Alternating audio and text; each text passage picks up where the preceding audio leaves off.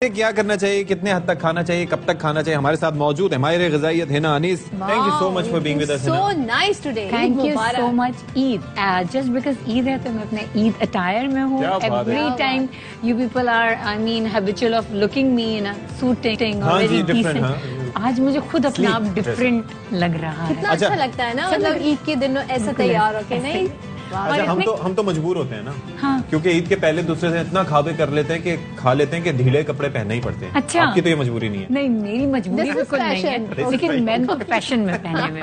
पहले तो ये बताएं, हम महीना 1.5 महीना कितने टाइम गोश्त के रख सकते हैं? मैक्सिमम सदफ, मैक्सिमम जिसको मैं कहती हूँ 1 मंथ, इससे ज्यादा बिल्कुल भी नहीं। और इसमें इसके लिए की हाँ आमद बिल्कुल यही टेम्परेचर का सही कंट्रोल होना बहुत जरूरी है।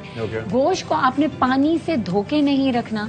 जैसे ही गोश्त कट कर आता है और जिस खून आपने कपड़ा बिछाना है और गोश्त को उस पे रख देना है, तो गोश्त का जो अपना जितना खून और पानी है वो इसमें एब्जॉर्ब हो जाए। न्यूज़पेपर पे रख देते हैं। न्यूज़पेपर पे इसलिए नहीं रखना चाहिए कि उसमें इंक होती है और वो कंटेमिनेशन स्टार्ट हो जाती है। और पंखे के नीचे रखते ही आधे घंटे बाद उसको neat and clean air tight bags में डाल के छोटे पोर्शन बना के फ्रिज में रखें। अल्लाह ने जब हमें इतनी इस्तात दी है कि हम कुर्बानी कर सकें, तो क्या हम दोबारा गोश्त खरीद के नहीं खा सकते? अच्छा, पकाते वक्त तो धो लेना। हाँ बिल्कुल। जब आपने उसको डीप फ्रोस्ट किया, दोबारा पकाते हुए उसका पानी निकला, फिर आपने उसको धोया, साफ किया और देन एंड देयर कुक कर लिया। This is it. और कच्चा ना खाएं। और फिर उसके बाद एक और चीज ना, पका लिया, एक दफा खाया, फिर रख दिया, फिर 2-3 दिन तक खाया। नो, ये नहीं, ऐसे नहीं। अच्छा बनाए ना। या फिर एक और इसके अंदर एक और आर्गुमेंट, 3 दिन तक फ्रिज में रखा, चौथे दिन 5वें दिन उसके बाद घर की जो मेड है या मासी उसको दे दी। रॉन्ग। कोई लाइफ एक्सपीरियंसेस तो नहीं आपके? नहीं, मैं ये क्वेश्चन कर रहे हैं, बिल्कुल यही होता है और ये बिल्कुल रॉन्ग अप्रोच है। खाना एक दफा पक गया, उसको 3 से लेके 6 घंटे के अंदर कंज्यूम करें। खाने को डाइजेस्ट अगर आपको करना है, कम पकाए ना। अच्छा, बड़ी मिथ ये भी है कि खाने को दोबारा आपने दूसरे दिन अच्छे से गर्म करके रात में रख दिया फ्रिज में तो वो ठीक रहेगा। ऐसा बिल्कुल भी नहीं है। खाना अगर आपको फ्रीज करना है, फ्रिज में बात नहीं कर रही हूँ मैं, अगर आपको फ्रीज करना है खाना तो आपने देन एंड देयर कुक किया। कुक करने के बाद जैसे ही उसका टेम्परेचर रूम टेम्परेचर पर आता है, आपने उसको उसी वक्त फ्रीज कर दिया 0 डिग्री सेंटीग्रेड पे ले गए और उसकी एयर टाइट जार में आपने रखा। ये मैं उन लोगों के लिए बता रही हूँ जो कि ट्रैवल कर रहे हैं, जो कि बहुत बिजी हैं, 2-3 दिन तक वो फ्रेश कुकिंग नहीं कर सकते। हिना, हम कबाब भी तो रख लेते हैं ना बगैर सिके हुए कबाब। तो ये ठीक है ना? कबाब भी, और दूसरा ये कि कुछ लोग ये करते हैं कि वो मसाला बना के, पूरी हांडी नहीं, मसाला बना के वो फ्रिज में फ्रीज कर देते हैं। वो ठीक है कि या वो भी गलत? अच्छा, इसमें मैं फिर से कहूंगी कि जितना खाना फ्रेश पका हुआ होगा और आप खाएंगे ना, अगर मेरे पास ट्रीटमेंट आता है किसी का, फॉर एग्जाम्पल मुझे IBS ट्रीट करना है, मुझे को हार्मोनल इश्यूज ट्रीट करने हैं, मुझे फैटी लिवर ट्रीट करना है, मुझे हाई ब्लड प्रेशर ट्रीट करना है, उसको तो मैं सेम यही एडवाइस करती हूँ कि खाना फ्रेश पका, आपने 3 से 6 घंटे के अंदर खा लिया, 6 घंटे से ज्यादा उस खाने को टाइम नहीं होना चाहिए और आपने रोज अपने लिए फ्रेश बनाना है। मीट इनटेक क्या होगा? बिल्कुल। अब क्या होगा कि मीट इनटेक पर पोर्शन हर इंसान का इक्वल उसके हाथ के साइज होगा। बस आपको कोई ग्रामेज में नहीं जाना।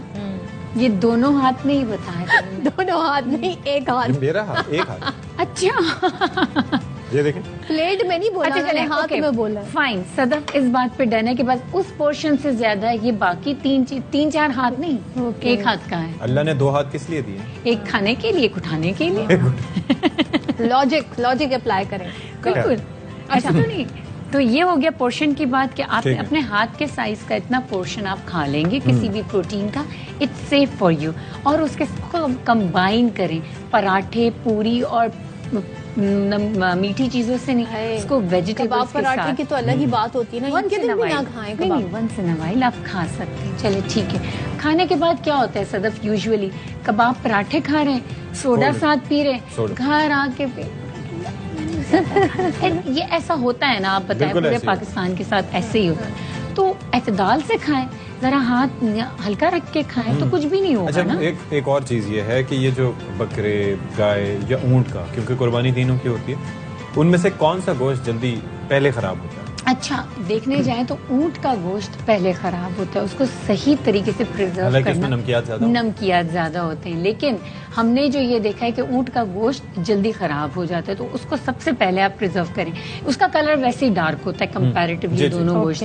अब उसको डिस्टिंग्विश करना मुश्किल हो जाता है कि आया कि ये सही है कि खराब है। तो इसमें सबसे पहले सबसे रिक्वेस्ट है, अब आज तो दूसरा दिन हो गया, अभी भी टाइम बाकी है, गोश्त को जल्द अज जल्द फ्रीज कर दें और जल्द अज जल्द तकसीम कर दें। एक और चीज भी है कि ये जैसे बाज़ औक़ात अब जैसे कलेजे से निकली नहीं और बस नहीं चलता कि फौरन जो है वो थरकती हुई कलेजी वो जाके उसके ऊपर डाल दी जाए, उसके ऊपर कढ़ाई में या कुछ। कितनी देर इंतजार करना चाहिए? 1 घंटा इंतजार करना चाहिए, उसको छन्नी पे रखना चाहिए। अब ये देखें, वो तो एक सामने लॉजिकल चीज हमें नजर आ रही है कि उस जानवर का गोश्त अभी फड़क रहा है, ठीक है ना, उसमें कहीं ना कहीं वो इतनी हरारत बाकी है, तो कम से कम उसको रूम टेम्परेचर पे तो आने दें, उसको एक टेम्परेचर पे आने दें, फिर कुक करिए। अच्छा, अब और साथ साथ ऐसा क्या खाएं डाइजेशन में हेल्प हो, या ऐसे कोई ड्रिंक हो, क्या करें? बहुत अच्छा इसके लिए एक ड्रिंक है, आप सोडाज और कोल्ड ड्रिंक्स और इन सब का इस्तेमाल ना करें। आपने सौंफ लेनी है, आपने इलायची लेनी है, आपने अदरक का एक टुकड़ा लेना है, इसको अच्छी तरीके से पका लेना है। पकाने के बाद जब ये पक जाए और हल्का नीम गर्म हो, इसमें कुछ पत्ते पुदीने के डालें, लेमन जूस स्क्वीज करें, और ये आप खाने के साथ पियेंगे ना, आपको किसी सोडा की जरूरत नहीं होगी, आपको भारीपन नहीं आएगा। थैंक यू सो मच है ना, और आज के दिन टाइम निकाला, माशाल्लाह बहुत अच्छी लग रही हैं और आप भी बहुत प्यारी लग रही हैं। Thank you so much. सुनना नहीं अशफाक, आप तो इस प्रोग्राम की जान है। क्या बात है, आपका दिमाग सारा मिर्चों का है ना, तो हमने कहा आपस में जरा अपनी बात कर ली। Thank you so much once again, Eid Mubarak to you, और हमारे नाज़रीन को बहुत ईद मशवरे मिले, जिस पर अमल करें, खाएं पिए, लेकिन अपना जरा पेट का ख्याल रखें।